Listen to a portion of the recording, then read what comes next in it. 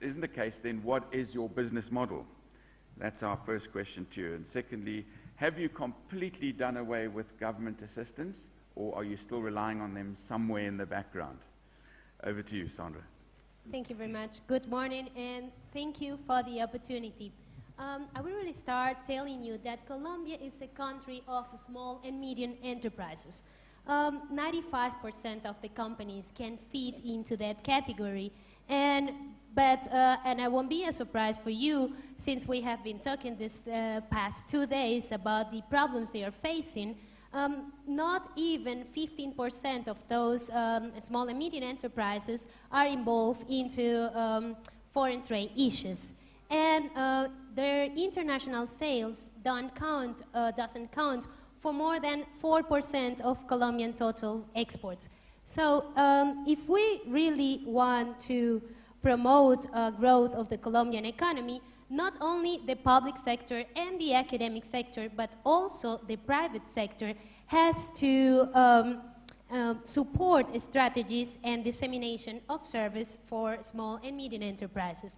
That's why we create Avia Export, with a very clear objective, and to do our best to allow successful access of small and medium enterprise products and service into new markets. How do we do that? So we share the knowledge and experience, and we offer the services and the products that the group that we belong to has developed in the last 60 years. And a minute to our group that's called Aviatur. It was created in 1957, and it began as a travel agency.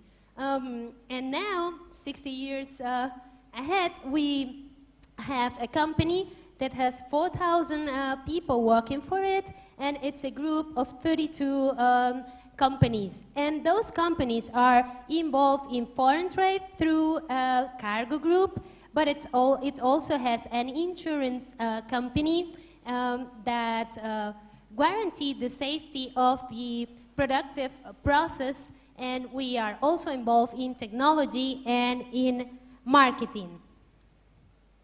So what we do is that we consolidate the services of the companies of the group, acting as a holding to provide an end-to-end solution for the whole process of getting into new markets. So we'll keep loyal to the company's begin that it was moving people and moving things. We are working on moving ideas. We are working on opening minds and changing minds. So we are really focusing our part of our work in assist and give assistance to the companies that are potential our clients. So we are not a non-profit organization. Of course, we think that if more people are involved in international trade, more people are going to be traveling, more people are going to be moving things. So we just help them to be our future clients, and we have a win-win relationship, which I think it's all what we need.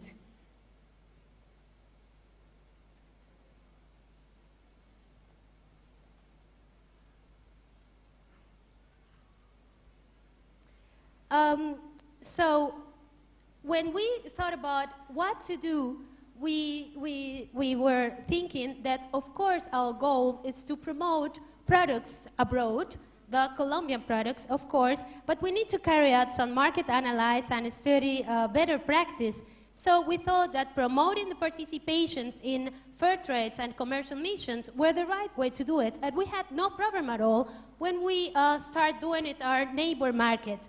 Because as Professor Gemawat told us yesterday, the distance, we are so close to another that it was very easy to get Colombian producers to go there, even to the US market and to the European market. But due to political situations that not only Colombia, but I've just heard yesterday from some of the African countries we are facing, we were urged to find a really new markets. But really new markets, by new markets I mean markets that before were a mystery for us. So in this commercial missions that we promote, we were able to give the Colombian producers, Colombian companies, a whole bunch of services. We were their service provider. We could design a stand, but we could find them meetings with buyers and sellers. But in this new whole market that they were trying to reach, they don't even wanted to go. It doesn't matter if we provide them as much service as we wanted, they won't go there because the distance were so far away that no one is willing to try. And I don't have to explain you that I'm talking about the Chinese market. It was a whole new way for us, and I cannot think in a market that it's more different than the Colombian market than the Chinese one. The distance, the administrative, the economic, the geographical, and all the ones that Professor Gemawat pointed out yesterday, I mean, the Chinese market is so different, so that we had to change the model. We didn't, where their service providers, we had to become the channel. No a channel, the channel to bring the products into China. We have to be that partner that took them from their hand and bring it into the Chinese market. So how we did it, we, together with the government, we opened a retail store at the Universal Expo in Shanghai, and through that store, we are bringing Colombian products into Chinese market. And at the beginning, no one believed in that. No one wanted to believe in us, so we were the ones that want to make the risk, that want to take the risk. So if you ask me if we are working together with the government, I will say yes. Of course we work together with the government. The government opened the doors for us. They gave us the opportunity. They didn't give us money. We were not needing the money for them. There was another way of cooperation, and that way of cooperation is, let us make the first step, and then we are going to be sure that we made the model sustainable. So our model changed the way the needs for new markets change, and the need to go to those new markets change. It's not fixed. It just is flexible as the international trade is. Thank you, Sandra. Well, there you have it, the public-private partnership section of this session. The floor is now open to you all. Had a chance to digest what has been told to you. So, who's got something to ask? Yes, sir, by the cameraman.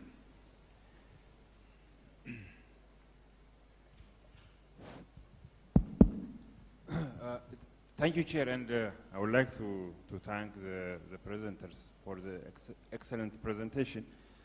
However, I have some questions regarding the contribution of the public sector or the government in the cases of Colombia and Malaysia. Could you be specific what the government has, the government's assistance? When we talk of public-private partnership, there are two parties, the public sector and then the private sector. So what was the specific assistance contribution of the government or the public sector in your case? Thank you, Chair. Are you asking Malaysia or are you asking Colombia? Both? Both. Yeah. What was the specific contribution of the public sector in that partnership? Shall we?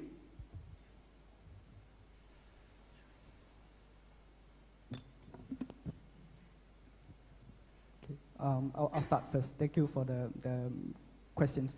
And I'll probably address this in relation to the promotions of professional services from Malaysia, because that's closer to my heart, basically, at the moment. On the green initiatives, the government basically has supported this by, like what I mentioned just now, the announcement of 2 unprecedented tax incentives for the for owners of building that has actually been certified by Green Building Index, which is the rating that we have actually developed in terms of what they call investment tax allowance as well as stamp duty. This could be quite significant when it comes to major buildings. Because of these incentives, the registration